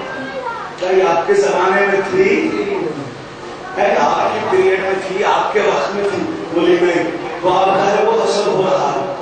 بھائی ٹھیک ہے، جو آپ کے ٹائم میں ہو، وقت میں ہو، آپ کے زمانے میں ہو، ان سے حسد کرے اچھا لگے گا. جو آپ سے پہلے دنیا سے چلی گئی اس سے حسد کیوں کر رہے ہیں؟ جو کر رہی ہے تو کہتی ہے حسد کیوں نہ کروں؟ حسد تو اس لیے ہے کہ بیویاں ہم ہیں، ذکر ہمیشہ اس کا رہتا ہے. بیویاں ہمیں ذکر ہمیشہ اس کا رہتا ہے. لا یخرج النبی الا بتذکرۃ خدیجہ الکبریٰ ویحسن الثناء علیہا. خود بھی فرما رہی ہے کہ پیارا نبی جب بھی گھر سے باہر نکلتا تھا پہلے خدیجہ کا ذکر کرتا، پھر گھر سے باہر جاتا تھا. یہ کون کہہ رہی ہے؟ حضرت عائشہ کہہ رہی ہے. بھائی کہ مجھے عمر میں کوئی اختلاف نہیں، جس عمر کی بھی ہو، ہمیں کیا بھائی، ہم تو بیٹے ہیں. یہ بھی ماں ہے، وہ بھی ماں ہے، یہ بھی ام المومنین، وہ بھی ام المومنین، ہمیں کیا لینا دینا ہے سے؟ یہ بھی ماں، میں کوئی فرق نہیں پڑتا. لیکن ایک بات کہو، ماں خود جناب عائشہ فرماتی ہے، انہیں کا قول ہے، فرماتی ہے جب خیبر فتح ہوا تو ہمیں پیٹ بھر کھانے کو ملا.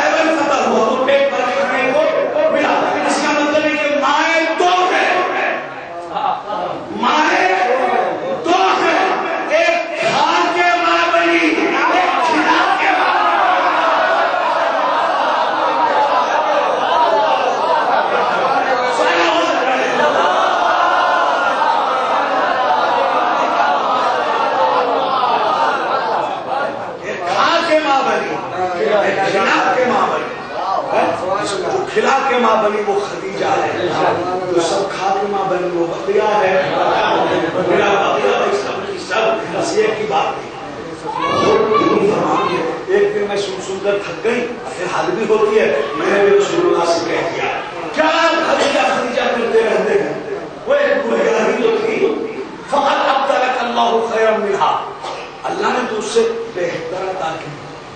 یہ روایت ہے. اور ہم میں جو بخاری پڑھا رہے تھے نا، تو اس سے پالن پوری یعنی اپنی طرف اشارہ کر کے انہوں نے بتا کہ کہہ رہی تھی کہ اللہ نے آپ کو اس سے بہتر بیوی دی، پھر بھی آپ خدیجہ کو یاد کرتے ہیں.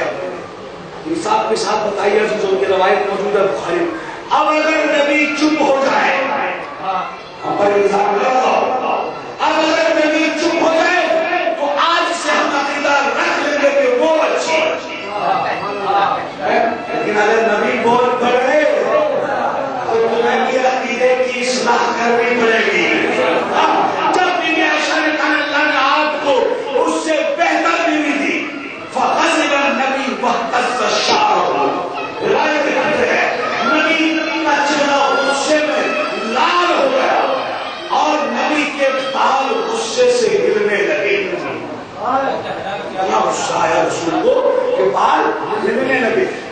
روایت میں وہاں نہیں ہے لیکن دوسری کتاب میں موجود ہے.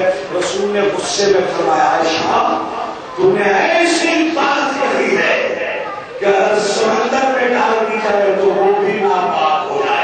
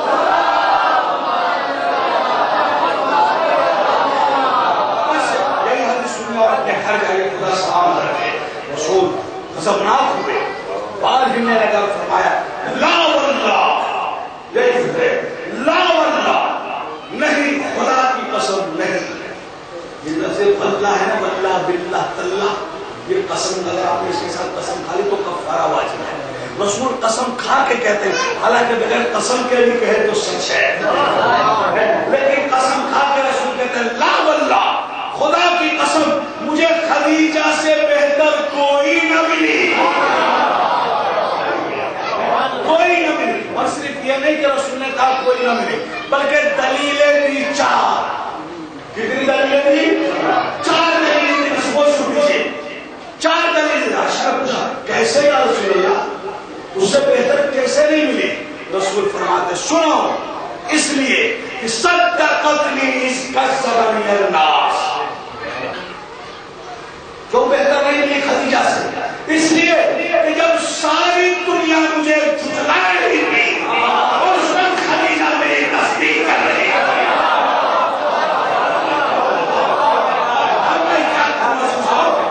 تصدیق کر رہی تھی. بتاؤ مسلمان انصاف سے اگر صحابی تصدیق کر کے صدیق بن سکتا ہے تو خدیجہ تصدیق کر کے صدیق بن سکتا ہے. ساری دنیا جھٹلا رہی تھی خدیجہ بھی. یہ پہلی دلیل. دوسری دلیل سنو فرمایا آمنت بی اذ کفر الناس. جب لوگ کفر پر ڈٹے ہوئے تھے خدیجہ اس وقت ایمان لا چکی تھی. یہ ہے خدیجہ. اگلا فقرہ بھی سنے بہت محسوس ہو گئی. سننے کتابوں سے ہے وہ ہے شیعہ کتاب سے نہیں. ہمارا جرم یہی ہے کہ بس ہم واضح کر کے پڑھ رہے ہیں. تیسری دلیل رسول نے دی واستغنا فی مالہا اذ حرم الناس. سنو جب ساری شیعہ ابی طالب کو ذہن میں رکھے گا تو لطف آئے گا. خدیجہ سے بہتر کیوں؟ جب ساری دنیا مجھ سے اپنا مال چھپا رہے تھے اور اس وقت خدیجہ اپنا مال مجھ پر لٹا رہی. اور اگر آپ بھی محسوس نہیں ہوئے تو چوتھی دلیل بھی سن لو. کہتی سنو عائشہ خدیجہ سے بہتر کوئی نہ ملی. کیوں؟ قد رزقتنی اللہ منہا اولادا وحرمنی من غیر نساء. کیا میں ترجمہ بالکل الگ کروں گا. لفظی ترجمہ ہے بالکل الگ تو مفہوم آپ تک پہنچ جائے. رسول فرماتے خدیجہ سے بہتر کوئی نہیں. کیسے یا رسول اللہ؟ فرماتے سن عائشہ جب ساری دنیا مجھے ابتر کے تانے دے رہی تھی اس وقت خدیجہ نے مجھے کوثر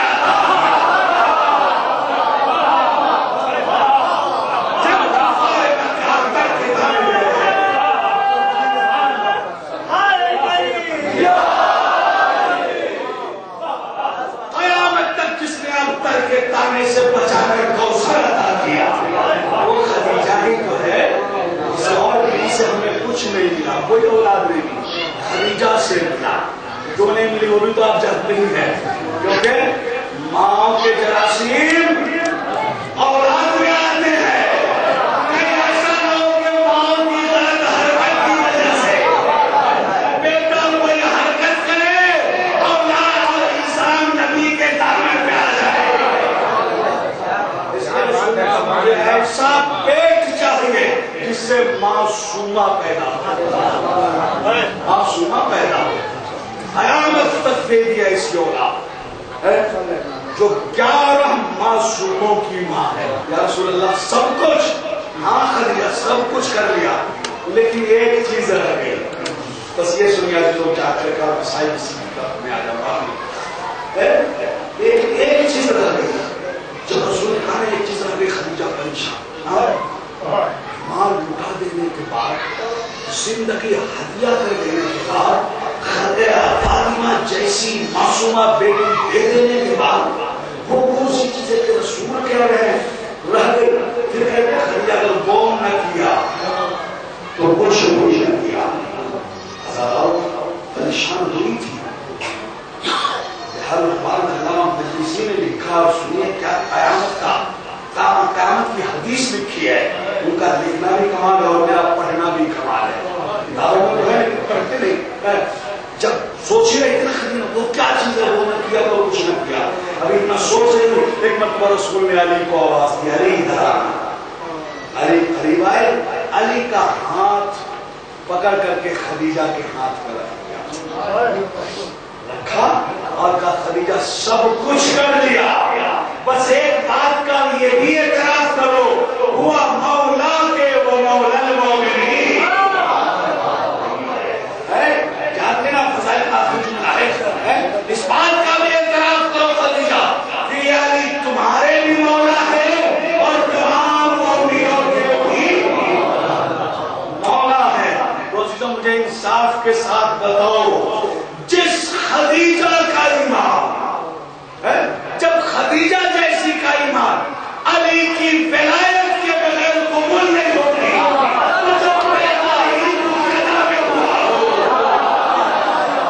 اس کی عبادت تو اس کا ایمان علی کی ولایت کے بغیر وہ جنت پہ کیسے چلا جائے گا؟ ان اللہ سب وجہ کے مائی فی الجنہ۔ خدیجہ ایک خوشخبری بھی سنو، تم جنت میں بھی میری زوجہ بن کر رہو گی، یہ شرط کسی بیوی کو حاصل نہیں۔ میں نے کہا مولویوں اب تم جتنا چاہو کسی بیوی کے فضائل پڑھو، قصیدے پڑھو، نعت پڑھو، تعریفیں کرو، لیکن یاد رکھنا دنیا میں زوجہ ہونا کمال نہیں ہے، آخرت میں زوجہ بننا کمال ہے، اور وہ کوئی نہیں سوائے خدیجہ الکبریٰ کے۔ صلوات اللہ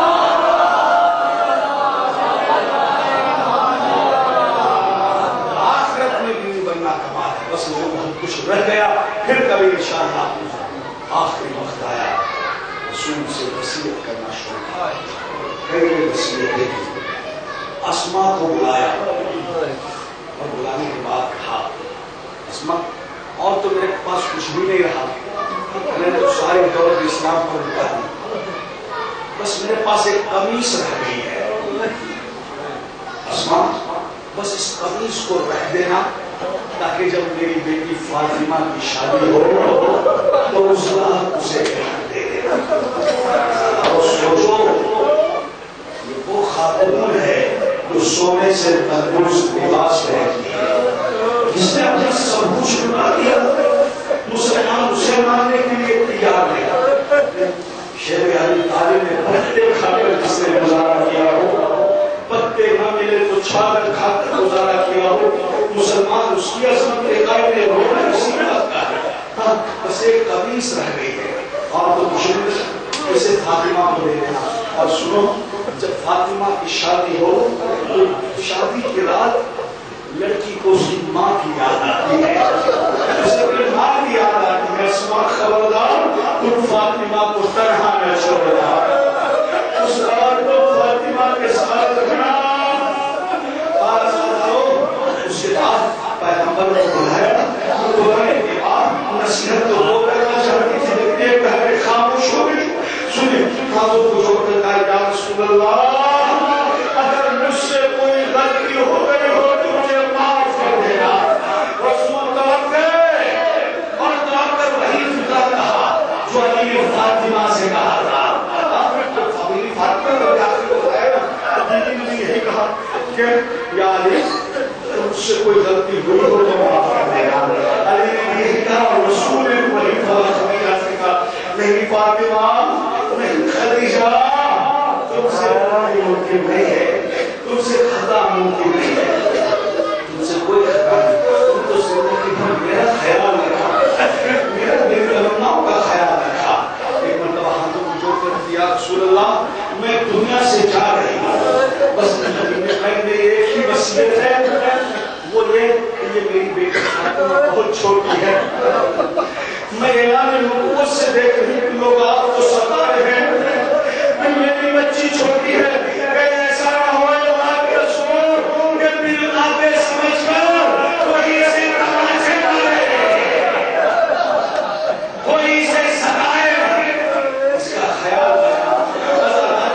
جب میں نے بیوی کی یہ وصیت کتابوں میں پڑھی میں تڑپ گیا، روتے روتے میری ہچکیاں بھر گئی، میرے رخسار آنسوؤں سے تر ہو گیا۔ میں نے کہا خدیجہ آپ نے تو وصیت کی کوئی تماشے نہ مارے، دل مار کے سمجھ کر کوئی نہ ستائے، لیکن ہائے افسوس دروازے میں آگ لگا دی گئی، دروازہ گرا دیا گیا، وصیت ٹوٹ گئی، داشت شکم آگرس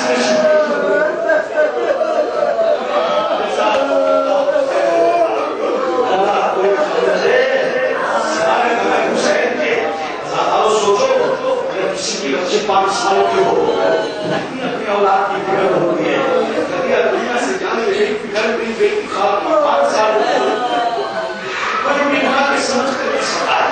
رسول چلے فاطمہ کو بلایا اور بلانے کے بعد خدیجہ کہتی ہے بیٹی فاطمہ اور تم میری کوئی تمنا نہیں، بس ایک وصیت ہے جو میں تمہارے بابا سے کرنا چاہتی تھی لیکن غیرت کی وجہ سے کر نہیں سکتی۔ اماں کیا وصیت ہے؟ خدیجہ کہتی اپنے بابا سے کہنا مجھے اس چادر میں کفن دے جو اس وقت اوڑھتے ہیں جب اس پر وحی نازل ہوتی ہے۔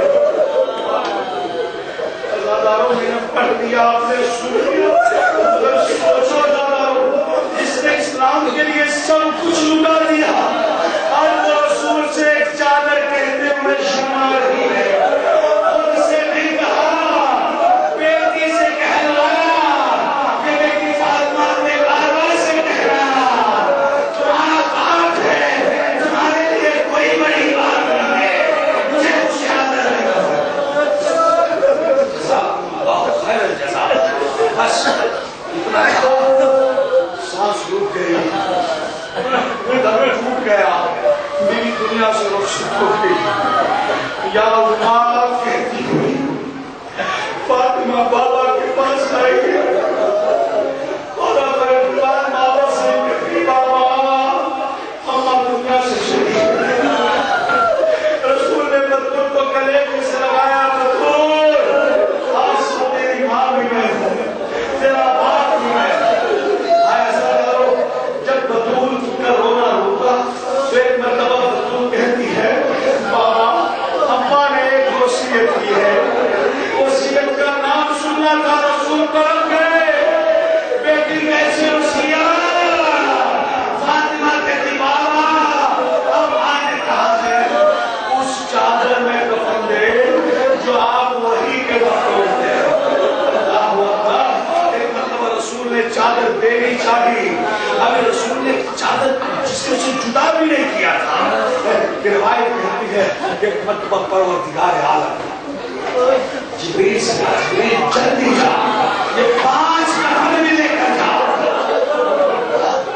مجھے حیا آ رہی ہے، مجھے شرم آ رہی ہے، میرے حبیب کے قدم چھوڑ اور جا کر کے کہنا کہ خدیجہ کو میری طرف سے سلام کہہ دے، خدیجہ کا مجھ پر احسان ہے، خدیجہ کا کفن ہم دیں گے۔ جزاک اللہ خیر، خدیجہ کا کفن میں اللہ ہوگا، میں ان کا پانچ کفن لے کر آئے، پیش کیا، یا رسول اللہ خدیجہ کے لیے اللہ نے کفن بھیجا۔ سنیے زیادہ، خدیجہ کو 2 کفن ملے، 2 کفن ملے، ایک اللہ کا دیا ہوا کفن اور ایک رسول اللہ کی چادر سے وصیت کی. دو کفن مل گئے بیوی کو, لیکن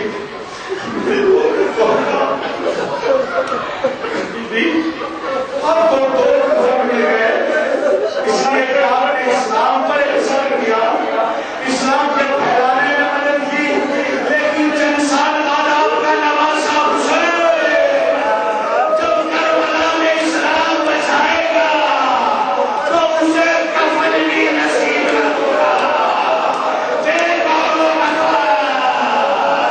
حسین کا لاشا چلتی زمین پر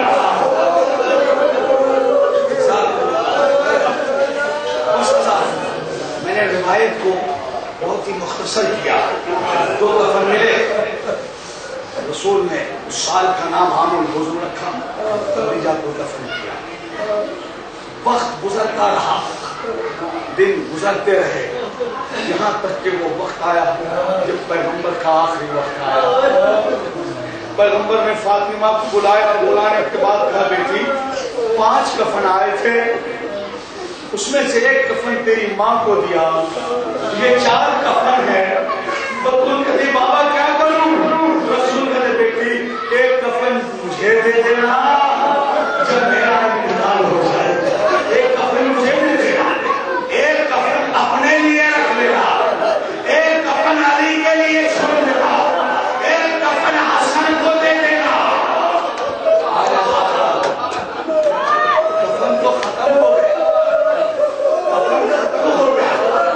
ایک مرتبہ عثمان ہے جس نے حسین کو چکیا سب کو کفن مل گیا, میرے حسین کو کوئی کفن نہ ملا. آئے رسول کیا جواب دے, اتنا کا بیٹی فاطمہ حسین کو کفن کی ضرورت نہیں پڑے گی, کربلا کی جلدی زمین ہوگی, کفن تو دور کی بات ہے, اشیاء لباس تک لوٹ کر اٹھائے گا. حسین اللہ تعالیٰ ایسے نہیں, ایسے روز جیسے سب کی ماں آئی ہو, سب کی ماں پیدا. بس مسائل بھی میں نے تمام کیا, 2-4 جملے. فاطمہ نے ایسا ہی کیا, ایک کفن رسول کو, ایک خود کے لیے, اور جو ترتیب رسول نے بتائی اسی طرح دنیا سے انکار کرتا ہوا, دنیا سے رخصت ہوا. یہی وجہ ہے جب جناب زینب دکھیا زینب اور مسائل حسین کی شریعہ جب 11 محرم کو قیدی بنا کر لے جایا جانے لگا اور بے پالانہ لوگوں پہ بٹھایا گیا, یا تو ایک مرتبہ زینب بار بار مڑ کر کے حسین کی لاش کی طرف دیکھتی. کسی نے کہا کہ کوفہ کا راستہ ادھر ہے, آپ بار بار کربلا کی طرف کیوں دیکھتے؟ ایک مرتبہ زینب کہتی ہے سنو, یہ بچپن کا واقعہ یاد آ رہا ہے. زینب کون سا واقعہ؟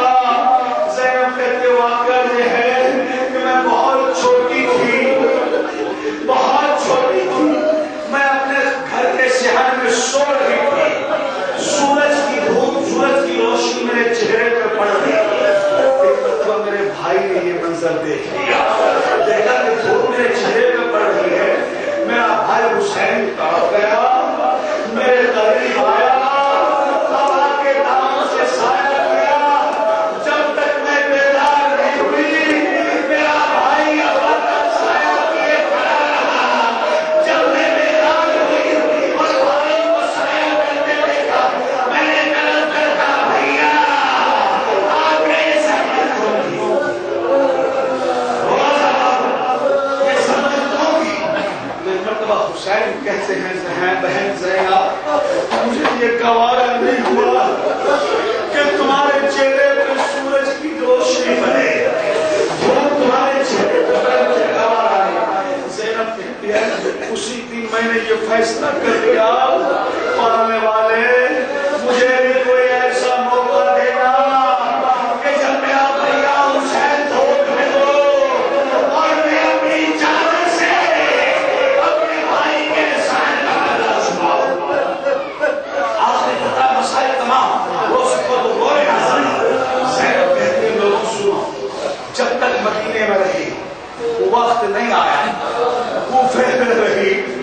وقت نہیں آیا. پوری زندگی انتظار کرتی رہی کہ حسین دھوپ میں ہمیں چادر کا سایہ کرو. وقت نہیں آیا لیکن ہائے میری قسمت, آج میرے بھیا کا لاشا کربلا کی جلتی زمین پہ پڑا ہے. بہن اتنا مجبور ہے کہ سایہ بھی نہ کر سکی کیونکہ بہن نے سر پہ چادر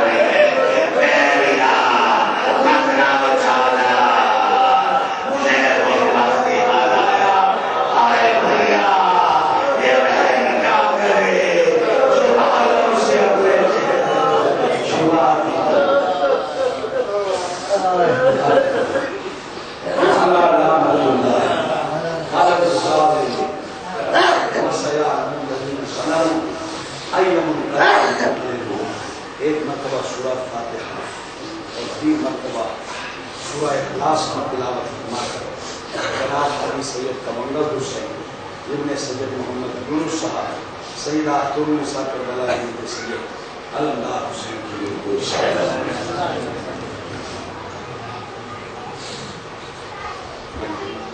ہماری اس عبادت کو قبول فرما. پڑھنے میں جو کمی کوتاہی رہ گئی اسے معاف فرما. اس کا ثواب مرحومین کی روحوں کو احسان فرما. ان کے درجات کو بلند فرما. دار جبار محمد آل محمد میں جگہ عنایت. یہ واسطہ محمد آل محمد کا جتنے بھی آزادات تشریف لائے ہوئے ان کی جائز تمناؤں کو قبول فرما. بیمار میں شفائے کامل عاجلہ عطا فرما. ہماری پریشانیوں کو دور فرما. تمام دنیا میں جہاں بھی شیعہ حیدر کرار پریشان کیے جا رہے ہیں ان کی جان مال عزت آبرو کی حفاظت فرمائے. خصوصاً عراق, ایران, سیریا, لیبیا, بحرین کے شیعوں کی حفاظت فرمائے. زمانہ پورا شعب ہے حجت آخر کے ظہور میں تاجر فرمائے. ہمیں ان کے آوان و انصار میں شمار فرمائے. تمام علماء روحانیین کا سایہ نصیب فرمائے. مقامات مقدسات کی حفاظت فرمائے. محمد آل محمد ہماری دعا کو قبول فرمائے. صلی اللہ تعالی علیہ